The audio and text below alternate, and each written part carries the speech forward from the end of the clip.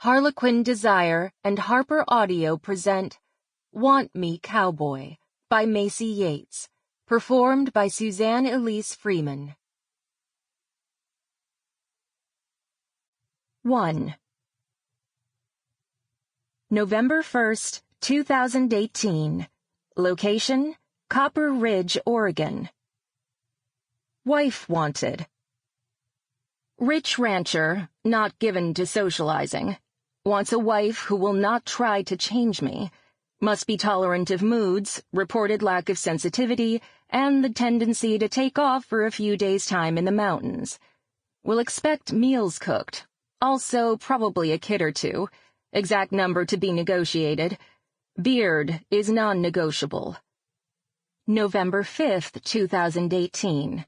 Revised draft for approval by 11/6. Wife wanted. Rich rancher, not given to socializing. Strike that. Successful rancher searching for a wife who enjoys rural living.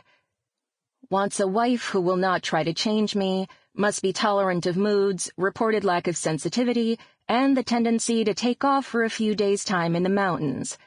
No, strike that too.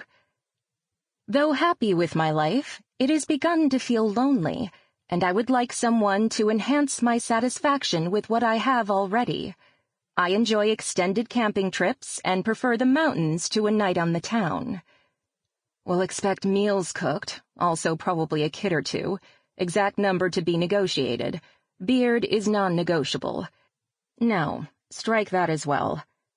I'm looking for a traditional family life and a wife and children to share it with. This is awful. Poppy Sinclair looked up from her desk, her eyes colliding with her boss's angry gray stare. He was holding a printout of the personal ad she'd revised for him and shaking it at her like she was a dog and it was a newspaper. The original was awful. She responded curtly, turning her focus back to her computer. But it was all true. Lead with being less of an asshole.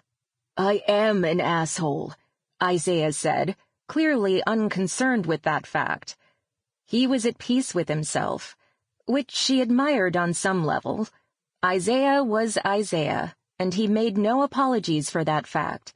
But his attitude would be a problem if the man wanted to find a wife, because very few other people were at peace with him just as he was. I would never say I want to, he frowned, enhance my enjoyment. What the hell, Poppy?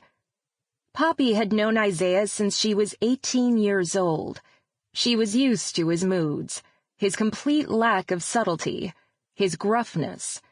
But somehow, she'd never managed to get used to him, as a man.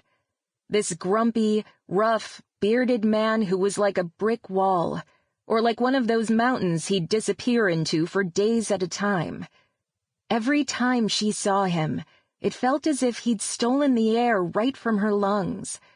It was more than just being handsome, though he was. A lot of men were handsome.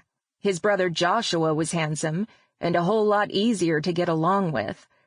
Isaiah was, well, he was her very particular brand of catnip. He made everything in her sit up, purr, and want to be stroked, even when he was in full hermit mode. People, and interacting with them, were decidedly not his thing. It was one reason Poppy had always been an asset to him in his work life.